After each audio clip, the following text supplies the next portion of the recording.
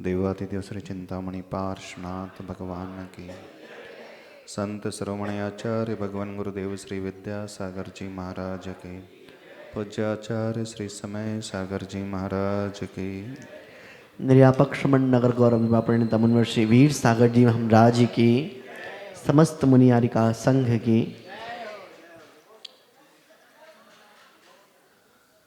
विषय चल रहा था प्रभु के दर्शन हम कैसे करें।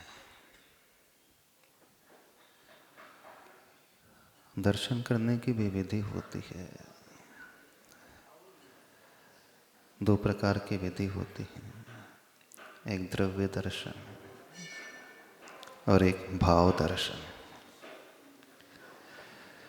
द्रव्य दर्शन विधि तो सभी जानते हैं, सबने पाठशाला में पढ़ ही लिया है और उसी विधि को अपनाते हुए आप हमेशा आते हैं। वैसे उसमें भी बहुत सारी कमियां हैं, उसे भी लोग अच्छे से नहीं पालते हैं। पर अभी विषय हमारे भीतर भाव कैसे होना चाहिए, भावों की शुद्धि कैसे उत्पन्न हो, इसे समझने का है। भाव शुद्धि द्रव्य शुद्धि पर भी आधारित रहती है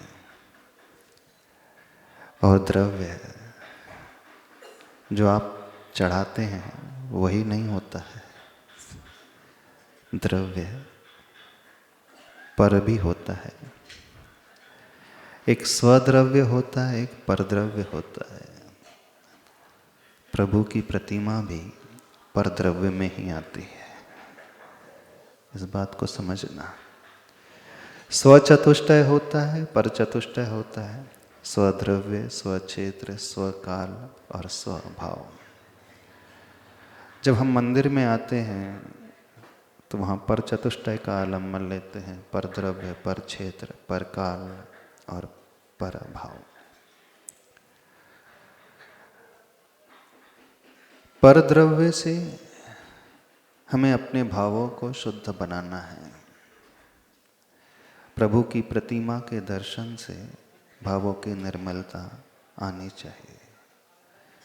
कल कहा था प्रभु के दर्शन में हमारी नेत्रों में अश्रु की धारा आनी चाहिए।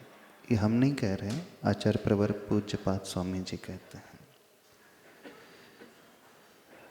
वाणिं गदगदयन वपुः पुलकयन नेत्रद्वयं श्रावयन।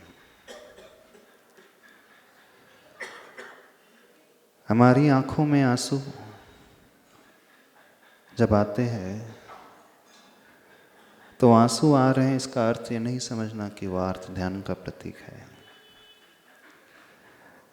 कई बार आंसू हमारे धर्म ध्यान का भी प्रतीक होते हैं, हमारी विशुद्धि को बढ़ाने वाले होते हैं। प्रभु के पास आकर के जब कोई व्यक्ति रोता है, आंखों से आंसू बहाता है, तो उसके बहुत सारे कारण होते हैं। आचार्य भगवान ने एक बार बड़ी अच्छी बात कही थी, रोना कैसे धर्म ध्यान हो जाता है। जब हम दूसरे के दुखों को देख कर के रोते हैं, आंखों में आंसू बहाते हैं, तो वह धर्म ध्यान की श्रेणी में आता है। और जब हम अपने कष्टों को लेकर के आंखों में आंसू लेकर के आते हैं, अथवा कोई व्यक्ति परिवार के सदस्यों के दुखों को देख कर के आंसू ला रहा है, तो वह आर्त ध्यान की श्रेणी में आ जाता है। जब हम प्रभु के पास आकर के विशुद्धि से भर जाते हैं और हर्ष से हमारे आंसू आते हैं, तो धर्म ध्यान की श्रेणी में आ जाता है। जब हमारे आंखों में आंसू पंच परमेष्टि के दर्शन नहीं हो रहे हैं, उनका वियोग हो रहा है, होता है ना, गुरु के दर्शन नहीं मिल रहे हैं और आंखों में आंसू आ रहे हैं, तो वो कौन सा ध्यान कहलाता है? चौके में आहार नहीं हो रहे हैं और आंखों में आंसू आ रहे हैं, कौन सा ध्यान है? कौन सा ध्यान है? चौके में आहार नहीं हो रहे हैं और आंखों में आंसू आ रहे हैं। आपने इंतजार कर रहे हैं कई दिनों से और आचार्य भगवान के आहार नहीं हो रहे हैं। कौन सा धर्म, कौन सा ध्यान? धर्म ध्यान ना, कि विकल्प है वो? धर्म ध्यान। हाँ, पंच परमेष्टि के लिए आकुलता होना, व्याकुलता होना, ये धर्म ध्यान की श्रेणी में आता है। पंचेंद्री के विषयों के लिए आकुलता होना, यह आर्त ध्यान कहलाता है। तो देखिए हम कहाँ कहाँ हमारे आंसू धर्म ध्यान का प्रतीक बन रहे हैं। इसके अलावा एक और बात आती है, वह भी आंसू धर्म ध्यान की श्रेणी में आ जाते हैं। कौन सी बात? जब व्यक्ति प्रभु के सामने रो रहा है, जानते हो क्यों रो रहा है? अपने पापों को याद करके, अपने अपराधों को याद करके स्वयं को धिक्कारते हुए आंखों में आंसू ला रहा है, वह भी धर्म ध्यान है। तो कितनी जगह आंसू आना धर्म ध्यान हो गए। दूसरों के दुखों को देख करके आंसू आ रहे हैं, उसके दुख कब दूर हो। दूसरों के दुख से हम दुखी हो रहे हैं, थोड़ा सा भी गहरी बात बता रहे हैं। वह असाता वेदनी का आश्रय का भी हो सकता, आश्रय का हेतु भी हो सकता है। दुख शोक तापा क्रंदन वध परिदेव नान्यात्म, पर और उभय, उभय के लिए। किसी की यहाँ गमी हो गई, वो रो रहा है और उसे देख करके आप भी रोने लगे, तो धर्म ध्यान के अर्थ ध्यान। और यहां कहा जा रहा है दूसरों के दुखों को देख करके रोना धर्म ध्यान। तो फिर वो अर्थ ध्यान कैसे हुआ? किसी का एक्सीडेंट हो गया है, परिवार में कोलाहल का माहौल है, एकदम सभी की आंखें नम हैं और उनकी नम आंखों को देख करके आपकी आंखें भी नम हो रही हैं, तो धर्म ध्यान की अर्थ ध्यान, धर्म ध्यान। असाता वेदनी कर्म का आश्रय का हेतु दुख शोक आक्रंदन स्व पर और उभय। यदि हम भी उसके दुख को देख करके रो रहे हैं तो आर्त ध्यान, असाता वेदनी का आश्रय। और एक तरफ कहा जा रहा है पर की पीड़ा में हमारी आंखों में आंसू आ जाए, तो धर्म ध्यान। अभी बड़ा कंफ्यूजिंग हो जाता है, रोना कब आर्त ध्यान में पलट जाता है, रोना कब धर्म ध्यान में आ जाता है, व्यक्ति समझ ही नहीं पाता। हाँ, आप 13 महीने तिया में बैठने गए किसी के यहाँ, तीसरा दिन है, बैठने गए, महिला जाती ना बैठने के लिए, तो वहां सब रोना धोना चालू और आप भी रोने में सम्मिलित हो जाते हो, तो वो क्या है, धर्म ध्यान है कि आर्त ध्यान है? तो फिर धर्म ध्यान कब बनेगा? वो दूसरों के दुखों में रोना, वो आंसू बहा रहे आप भी आंसू बहा रहे, तो धर्म ध्यान नहीं हुआ वो। तो फिर आचार्य भगवान तो कह रहे हैं पर की पीड़ा में हमारी आंखों से नीर बह जाए, वो नीर नहीं वो तो मोती होते हैं, वो धर्म ध्यान की श्रेणी में आता है। और आप उसे आर्त ध्यान कह रहे हैं। अंतर समझने की कोशिश करना। उसे दुखी देख करके, विह्वल देख करके हम भी विह्वल हो जाएं। किसी ऐसी मूवी को आप देख रहे हो, सीरियल को देख रहे हैं जहाँ दुखी भरा माहौल है और आप भी रोने लगे, तो कौन सा ध्यान है वो? हाँ, एकदम सीरियस मूवी चल रही है और आपकी भी आंखों में आंसू आ गए, सीरियस दृश्य है, धर्म ध्यान है आर्त ध्यान है वो? धर्म। फिर आर्त ध्यान कौन सा हुआ, फिर धर्म ध्यान कौन सा हुआ? आंसू बहाना नहीं है वहां पे। वो धर्म ध्यान तब होगा जब उसके कष्ट को देख करके हम दुखी होकर के उसके कष्ट को दूर करने के उपाय के बारे में सोचने लगेंगे तो वो धर्म ध्यान की श्रेणी में आ जाएगा। और उसका एक्सीडेंट हुआ, वो रो रहा, हम भी उसे देख करके रोने लगे, वो आर्त ध्यान। समझना अंतर।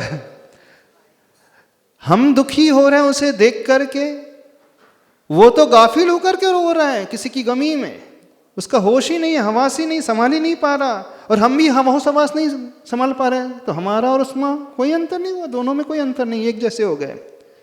लेकिन धर्म ध्यान में विवेक जागृत रहता है। वो दुखी हो गया है पर वो दहाड़ मार करके चिल्ला चिल्ला करके रो नहीं रहा है। वो दुखी हो गया इसलिए कि अब इनकी बीमारी का इलाज करना है, कितना भाव में जी रहा है, मैं ऐसा क्या करूं कि इसके कष्ट को दूर कर सकूं, इस बात को लेकर के वो दुखी हो रहा, तो वो धर्म ध्यान की श्रेणी में आ जाएगा। और अज्ञानी की भांति जैसे वो रो रहा और आप भी रोने लगे तो आर्त ध्यान की श्रेणी में। रोने रोने में भी बहुत फर्क है, नहीं है तो वही असाता वेदनी का आश्रव का हेतु हो जाएगा, और हम दूसरों के लिए रोएंगे तो वो साता वेदनी के आश्रव का हेतु हो रहा है। दोनों में रोना हो रहा है, एक में असाता वेदनी, दूसरे में साता वेदनी। कई लोग इसे समझ नहीं पाते और अच्छे अच्छे लोग नहीं समझ पाते। आचार्य भगवान ने हाइकू लिखा है, पर की पीड़ा अपनी करुणा की परीक्षा लेती। पर की पीड़ा है, पीड़ा उत्पन्न होने पर उसके हृदय में, हमारे हृदय में कौन सा भाव है? हमारे हृदय में दुख का भाव नहीं है, हमारे हृदय में करुणा का जब भाव उत्पन्न होगा, अनुकंपा दया का भाव उत्पन्न होगा, जब दया से भर करके हम उसके दुख को दूर करने का कुछ उपाय सोचने लगेंगे। यदि हम उपाय नहीं सोच पा रहे हैं तो ये भावना भाने लगेंगे कुछ ऐसा हो जाए कि इसके दुख दूर हो जाए, तो वो धर्म ध्यान की श्रेणी में। और हम भी वैसे ही रोने लगे तो वो आर्त ध्यान की श्रेणी में आ जाएगा। इसे समझना बड़ी गहरी चीज है, प्राय इसे नहीं समझ पाते लोग। तो भगवान के दर्शन कर रहे हैं, कल कहा था निकाचित कर्म क्षय को प्राप्त हो जाते हैं। जब हम प्रभु के दर्शन कर रहे हैं तो ऐसी विशुद्धि बढ़े, ऐसी विशुद्धि बढ़े, उस विशुद्धि के माध्यम से हर्ष अश्रु हमारी आंखों से बहने लगे। एक ये भाव जब उत्पन्न होता है तब भी तीव्र पुण्य का आश्रय होता है और अशुभ कर्मों का क्षय होता है। प्रभु के दर्शन करके एक ऐसा भाव पैदा हो जाए, कौन सा भाव? अब थोड़ा सा अपने भीतर घटाना, अपने हम पापों को याद कर लें और आत्म निंदा में डूब जाएं, अपनी गलतियों को याद कर लें और उसे स्वयं धिक्कारने लगे। अंतो अंतो डज्झम्मी, अंदर ही अंदर वो जलने से लगा, अंदर ही अंदर वो पीड़ित होने लगा। देख रहा है प्रभु को और धिक्कार रहा है स्वयं को। दर्शन कर रहा है प्रभु के, प्रभु आप कहाँ पहुंच गए, कौन सी स्थिति को आपने पा लिया। और एक मैं हूं पापी, दुष्ट, दुरात्मा, जड़ बुद्धि वाला, माया से सहित, कपट से सहित, छल से सहित, लोभ से सहित, कषाय से सहित। तो प्रभु के दर्शन में दो तरीके होते हैं उस कर्म को क्षय करने के। एक अंदर ही अंदर आह्लाद का भाव आ रहा है तो आंसू आ रहे हैं, और एक अंदर ही अंदर पाप के प्रक्षालन का भाव उत्पन्न हो रहा है तो आंसू आ रहे हैं। भगवान की भक्ति के दो तरीके होते हैं। कई पूजा आपने पढ़ी होगी, कई पूजा में जब पूजक होता है, भक्त होता है, स्वयं की निंदा करता है ना? वो स्वयं को कोसता है, मैंने कौन कौन से गलत कार्य किए, अनंत काल से संसार में भटकता रहा, ना जाने क्या क्या पाप मैंने कर दिए, किसी को नहीं ज्ञात है, एकमात्र मुझे ज्ञात है इस भव के पाप, सिर्फ मैं जानता हूं। तो जब भगवान के दर्शन करें और भगवान के उस शुद्ध स्वरूप को, रूप को देखें और अपने आप को देखें, धिक्कार का भाव अपने भीतर उत्पन्न हो जाए। जितनी हम आत्मनिंदा कर सकें, करते हो कभी दर्शन करते हुए स्वयं की निंदा करते हो? कभी स्वयं को धिक्कारते हो? कितने लोग धिक्कारते हैं स्वयं को? अपनी गलतियों को धिक्कारना, अपने निकृष्ट कर्म को धिक्कारना, क्योंकि एक सबसे अच्छा माध्यम होता है आत्मशुद्धि का, आत्म विकास का, कर्म निर्जरा का प्रतिक्रमण। मुनि महाराज के लिए दिन में 3 बार करने कहा है, कम से कम 3 बार, और अधिक से अधिक जितने बार करें तो उसकी कोई गिनती ही नहीं। दिन भर ही करते रहें तो भी चल जाएगा, कोई फर्क नहीं, जितने बार कर लो। आचार्य भगवान कहते थे 3 बार लिखा, इसका अर्थ थोड़ी 3 ही बार करना। 3 बार तो जो हो रहा है तो आवश्यक स्वरूप हो रहा है। प्रातः, मध्याह्न और जो 2 मध्याह्न में इरियापद भक्ति होती है उसमें प्रतिक्रमण होता है, और संध्या काल के समय दैवशिक और रात्रिक और मध्याह्न का। तो बोले 3 ही बार नहीं करना है, इसके अलावा भी जब गलती हो जाए उस समय तुरंत कर लिया। इंतजार नहीं करना शाम को प्रतिक्रमण का समय आएगा तब हम प्रतिक्रमण करेंगे। जिस समय कुछ भी गलती हो जाए तात्कालिक उसी समय एक कायोत्सर्ग कर लिया और अपने आप को धिक्कार लिया। तो जब हम प्रभु के दर्शन करने जाएं, स्वयं की निंदा पूर्वक प्रभु की प्रतिमा के दर्शन करें, स्वयं को धिक्कारते हुए प्रभु के चरणों में बैठ जाएं, आंख में आंसू लाते हुए। जो विशुद्धि बढ़ेगी, जो आत्म विकास होगा, वो कभी अन्य जगह नहीं हो पाता।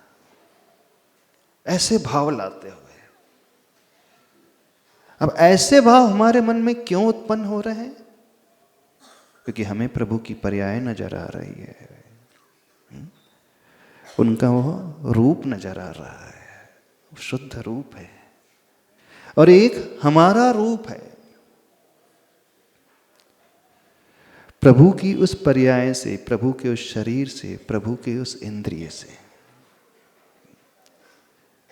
कैसे करना है? थोड़ा भाई गहराई से बता दे। तुरंत तुलना करने बैठ जाना। किसकी तुलना करना? प्रभु से अपनी तुलना करने बैठ जाना।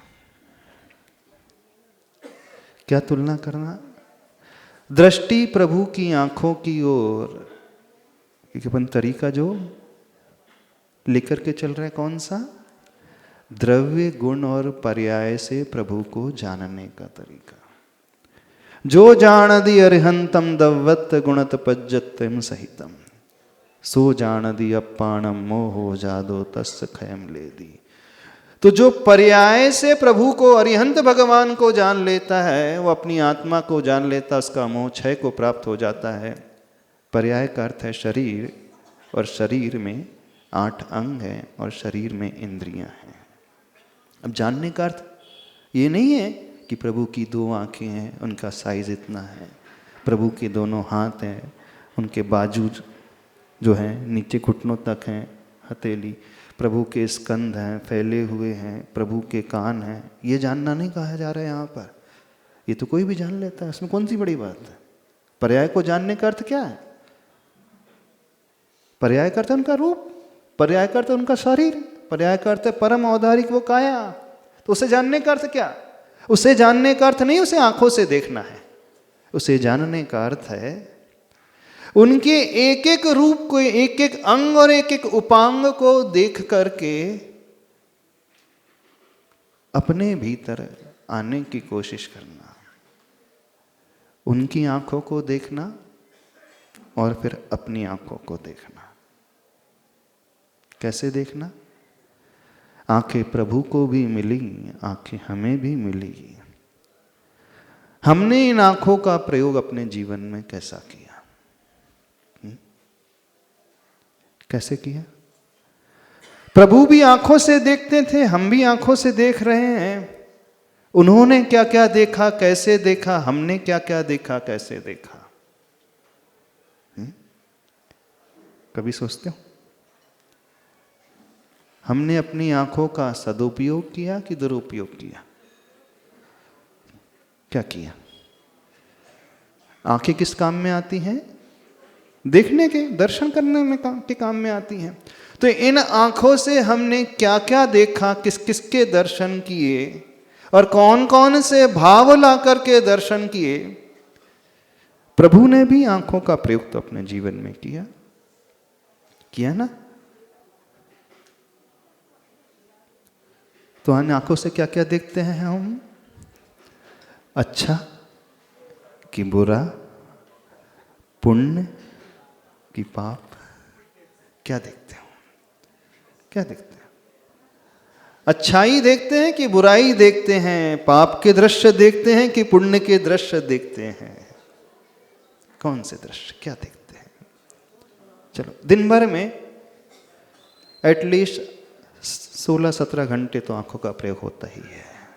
6-7 घंटे आप नहीं प्रयोग कर रहे हैं, मान लीजिए सो रहे हैं, तो 16-17 घंटों में इन आंखों से आप कितने घंटे पुण्य के कार्य को, दृश्यों को देखते हैं और कितने घंटे पाप के कार्यों के दृश्यों को देखते हैं? बताओ। देखना प्रभु की आंखों को देख करके, सोचना। फिर दृष्टि प्रभु के कानों की ओर लेकर के आना। कान उन्हें भी मिले हैं, कान हमें भी मिले हैं। उन्होंने इन कानों से क्या सुना था? आपने इन कानों से क्या सुना? क्या सुनते हो? सॉन्ग्स, है ना, टीवी सीरियल, और अच्छा बुराई, हाँ, और इसके अलावा और कुछ है?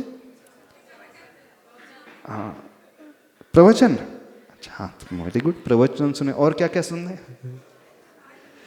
जिनवाणी से। और निंदा पुराण और प्रशंसा पुराण। 2 पुराण है ना, एक निंदा पुराण है, एक प्रशंसा पुराण है। तो कौन सा पुराण सुनते हैं? अच्छा, उत्सुकता किस में रहती ज्यादा? किस में उत्सुकता ज्यादा रहती? इंटरेस्ट किस में रहता है? दोनों ही में रहता है, निंदा पुराण और आत्म प्रशंसा पुराण। जब कोई हमारी प्रशंसा करता है उस समय कान बंद हो जाते हैं कि थोड़ा और हाँ, खकार लगा करके सुन लेते हैं। कैसा हो जाता है? तो प्रभु को भी कान मिले और हम सभी को भी कान मिले। कर्णेंद्रिय का प्रयोग कैसा किया? विचार करना, दृष्टि मुख की ओर लाना। प्रभु को भी मुख मिला है। मुख से क्या होता है? मुख का प्रयोग किस में होता है? 2 कार्यों में, एक चखने में और दूसरा बकने में। यही होता है ना, चखने में और बकने में, शब्द के उच्चारण में और कुछ खाने में। हाँ, तो आपने अपना मुख का प्रयोग किस में किया है बताइए? दोनों में तो किया है। जब जब मुख खोला तो उसमें से क्या निकला? मेन रोड पे जाते हैं, सीवरेज का ढक्कन खुलता है, गटर का ढक्कन खुलता है, तो क्या निकलता है? क्या निकलता है? कॉकरोचेस। कॉकरोच सबसे पहले आते हैं और गंदी बदबू आने लगती है और मैला सा निकलता है। तो जब यह मुख का ढक्कन खुलता है तो क्या निकलता है इसमें से? बैड ओडर, दुर्गंध। कौन से शब्द निकलते हैं? कुछ लोग होते हैं जब भी मुख खोलते हैं तो ऐसा लगता है जल्दी बंद कर ले तो अच्छा है। दुर्गंध आ रही है इसलिए नहीं, उनके शब्द ही ऐसे होते हैं। मुख चंद्र ते पत्थर झरे। क्या झरते हैं? मुख चंद्र ते अमृत नहीं, विष निकलता है। अशब्द शब्द निकलते हैं, कर्कश वाणी निकलती है, मर्म भेदी शब्द निकलते। हृदयंकरी, क्षेयंकरी, भूयंकरी, वधंकरी, कितनी सारी 10 प्रकार की वाणियां होती हैं, 10 प्रकार की भाषा। हृदय को छेदने वाले, मर्म को छेदने वाले, वध करने वाले, भय को उत्पन्न करने वाले, भयंकर। भय को उत्पन्न कर दे तो भयंकर शब्द, वध कर दे तो वधंकरी। अशभ्य वसन, कर्कश वसन, कठोर वचन, निंदात्मक वचन, हतोत्साहित करने वाले वचन, बुराई करने वाले वचन, गाली देने वाले वचन और असत्य वचन। हाँ, तो जब भी मुख खुलता है, जैसे उस गटर के ढक्कन खुलने से कॉकरोच, कीड़े मकोड़े, गंदगी निकलती है ना, तो कुछ के मुख खुलते हैं तो वहाँ सिर्फ और सिर्फ गंदगी के अलावा कुछ नहीं निकलती। तो मुख तो प्रभु को भी मिला था, उस मुख से जो वाणी खिरी थी, जो ध्वनि गिरी थी, वो दिव्य ध्वनि का नाम पा जाती है। और संसारी व्यक्ति का मुख खोलता है तो वो ध्वनि कैसी होती है? कर्कश होती है। वहाँ शांति का माहौल हो जाता है या अशांति का माहौल हो जाता है। कुछ लोग बोलते हैं तो कैसे बोलते हैं? नारद का कार्य करते हैं। नारद ही है ना, एक पात्र आता है नारद, क्या करते हैं? छेड़ाला पढ़िए ना, असुर भिड़ावे दुष्ट प्रचंड। क्या भिड़ाते हैं आप लोग? भिड़ाते हो कि मिलाते हो? सोचना, प्रभु के मुख को देख करके चिंतन करना, इस मुख से हमने कैसी वाणी निकाली है, इस मुख का प्रयोग हमने कैसे किया है। प्रभु के शब्द को, प्रभु के ध्वनि को सुन करके कईयों को जीवन दान मिल जाता है, लेकिन संसारी व्यक्ति की ध्वनि से, शब्द के उच्चारण से कईयों का जीवन समाप्त हो जाता है। वहां युद्ध शांत हो जाता है, यहाँ युद्ध खड़ा हो जाता है।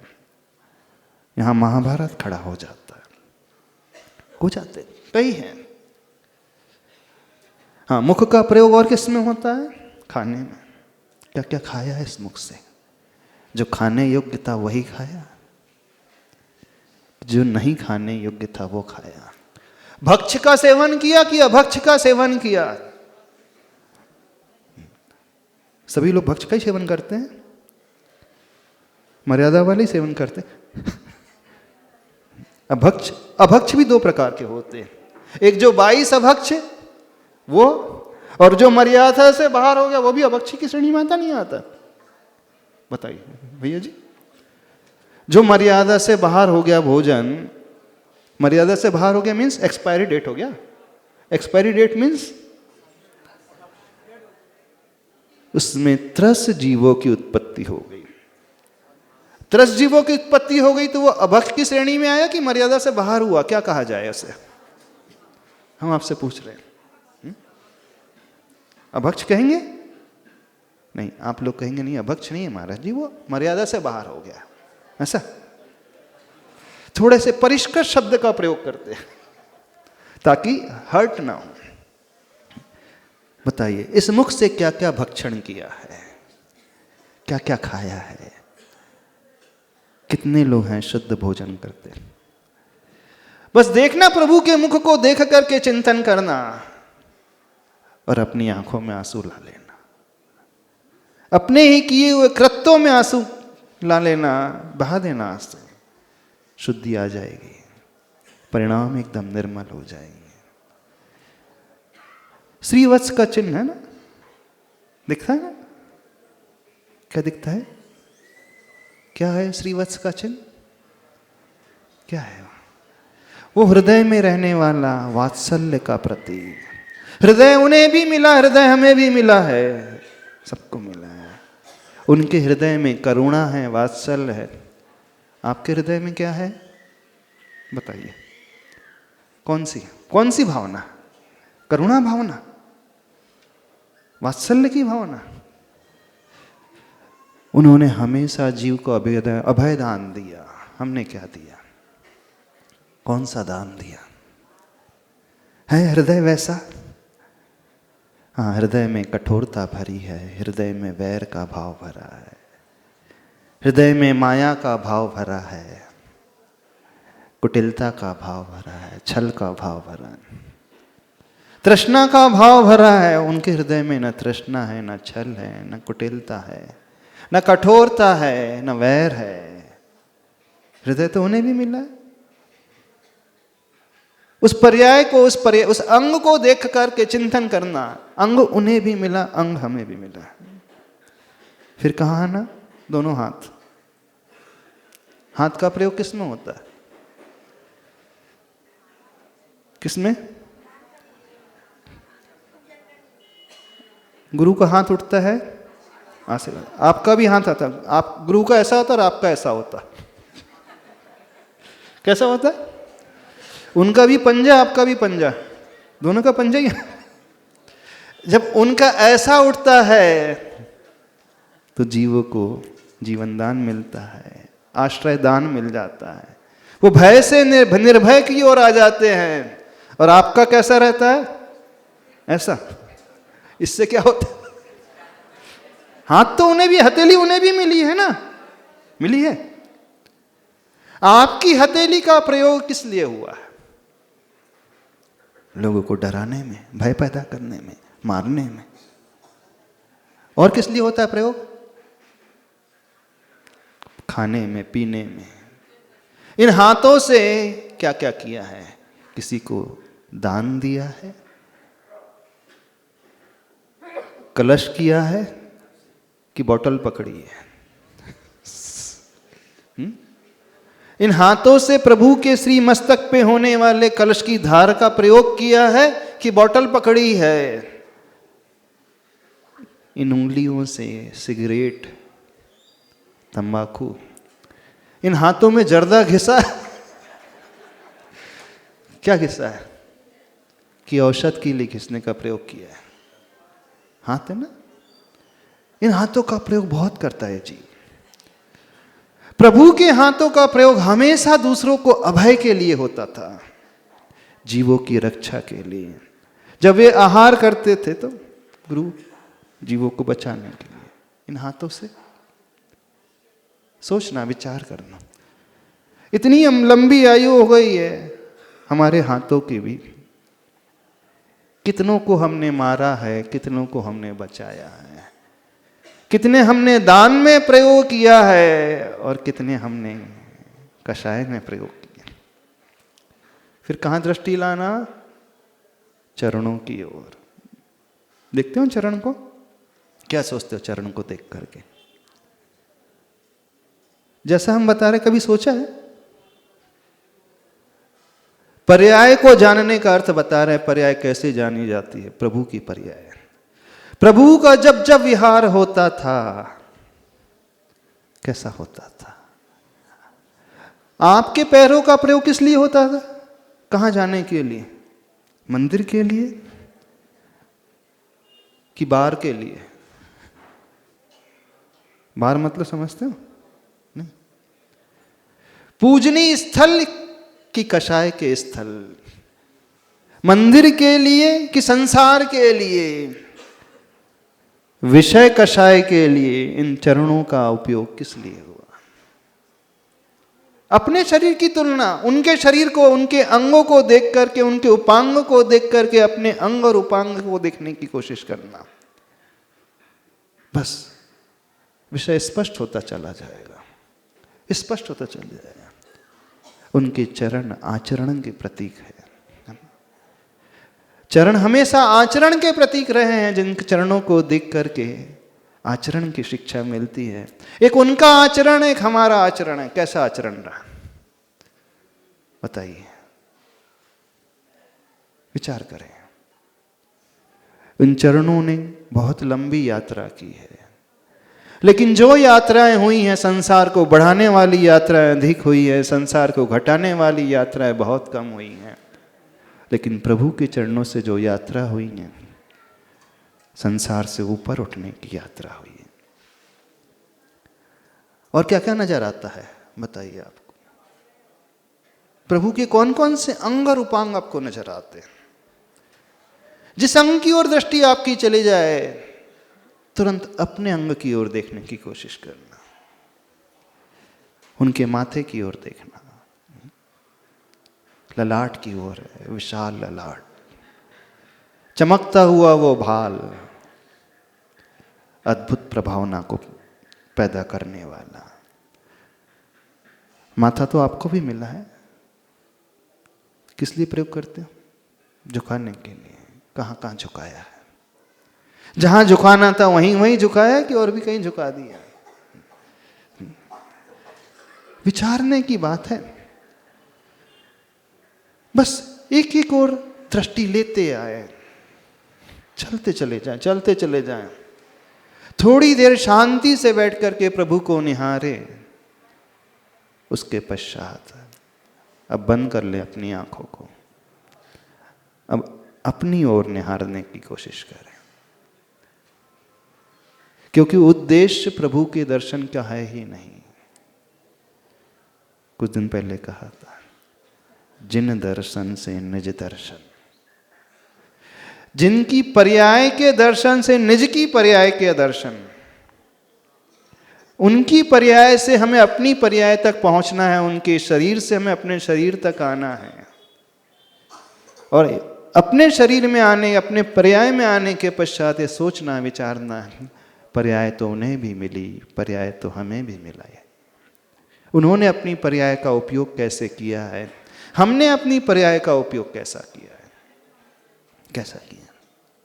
बस ये विचारना, और ज्यादा नहीं क्या सोचना। जितना जितना हम सोचते चले जाएंगे, सोचते चले जाएंगे, गहराई में आते चले जाएंगे, एकदम विशुद्धि बढ़ते चले जाएगी, आंखों में आंसू आ जाएंगे। क्योंकि आज तक हर व्यक्ति ने शरीर का सदुपयोग कम और दुरुपयोग अधिक किया है। दुरुपयोग ही अधिक किया है। अभी तो सिर्फ एक्सटर्नल पार्ट बता रहे हैं, अभी इंटरनल पार्ट तो हमने बताया नहीं है। इंटरनल पार्ट और भी हैं। उनकी रीढ़ को देखना, एकदम स्थिर आसन को देखना, देखा करो। कोई चलायमान नहीं उनके आसन में,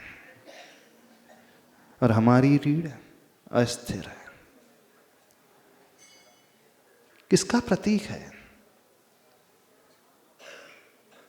थोड़ा कठिन हो जाएगा चिंतन करना। कठिन तो नहीं लग रहा आप लोगों को? इसमें, इस चिंतन में कोई शास्त्र की आवश्यकता नहीं। ये चिंतन आपका ही, ये शास्त्र भी आपका अपना हृदय का।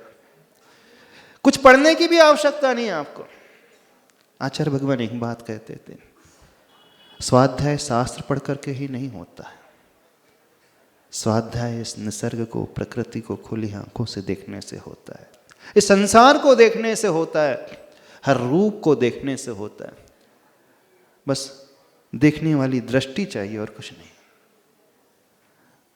हम इस भाव को लाकर के यदि उन्हें देखने लगे तो अपने आप हमारे भाव निर्मल होने लगेंगे, अपने आप विशुद्धि बढ़ने लगेगी, अपने आप आंखों से आंसू की धारा आने लगेगी। क्यों आ रही है? क्योंकि आज तक हमने शरीर का सिर्फ और सिर्फ दुरुपयोग किया है। चाहे कोई भी इंद्र उठा करके देखे, रसना इंद्री हो, घ्राणेन्द्रिय हो, चक्षु इंद्रिय हो, कर्णेन्द्रिय हो, स्पर्शन इंद्रिय हो, पूरी काया हो, वचन हो अथवा मन हो। पर्याय की बात करें तो पर्याय में मन, वचन और काय तीनों आएंगे, है ना। वचन उनकी वाणी, काया पूरा शरीर, एक एक इंद्रियां, 8 अंग उपांग, और मन उनका द्रव्य मन और भाव मन। फिर इसके पश्चात मन की ओर पहुंचना। अब थोड़ा सा और कठिन हो जाएगा, कठिन हो जाएगा। अब अपने मन से अपने मन के बारे में सोचना। क्या सोचना? कि मैंने इस मन का प्रयोग कैसा किया, क्या क्या सोचा, कब कब सोचा, कितना सोचा, कैसा सोचा, और गहराई में उतरते चले जाएंगे। अब ये दर्शन आंखों से नहीं होंगे। आंखों से तो पहला रूप दर्शन हो गया, अब ये हमारे दर्शन भीतरी आंखों से होंगे। जब ऐसा चिंतन उठता है तो एक अलग ही भाव भंगिमा पैदा होने लगती है। कर पाओगे ऐसे दर्शन? अच्छा, कितने लोगों ने ऐसे दर्शन किए आज तक? नहीं किए? क्यों नहीं किए?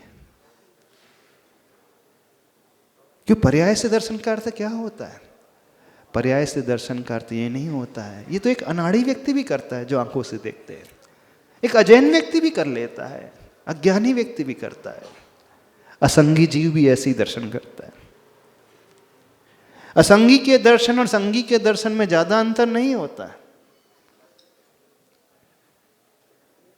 हम संगी हैं, मन वाले हैं, हमारा जो दर्शन का तरीका होता है अलग प्रकार का होता है। समय हो गया, थोड़ा सीरियस हो गए सब लोग। चैनल बदल दे? नहीं, चाहते हैं हम रोएं आप लोग, चाहते हैं हम धिक्कारें आप लोग। स्वयं अपने आप को धिक्कारना सीखो, क्योंकि जब तक व्यक्ति स्वयं को नहीं धिक्कारेगा तब तक उसका विकास होता ही नहीं। आंसू लाना सीखो भगवान के सामने, देख करके अश्रु की धारा आना चाहिए। उसके बिना आत्म विकास कभी संभव नहीं। बस ऐसे भाव ला करके देखेंगे तो निदत्ति निकाचित कर्म अवश्य क्षय को प्राप्त हो जाते हैं। ऐसे भावों से वो विशुद्धि बढ़ती है, ऐसे भावों से शातिशय पुण्य का आश्रय होता है। ये ऊपर ऊपर से देखना नहीं होता, ये भीतर की आंखों से देखना होता है। आज इतना ही कहना पर आप समझते हैं। नियम लेना अपने जीवन में कि अब प्रभु को इन भावों से हम देखने की कोशिश करें। कठिन तो नहीं है, बड़ा आसान है, क्योंकि हम जो हैं वो सिर्फ हम ही जानते हैं, दुनिया हमें नहीं जानती।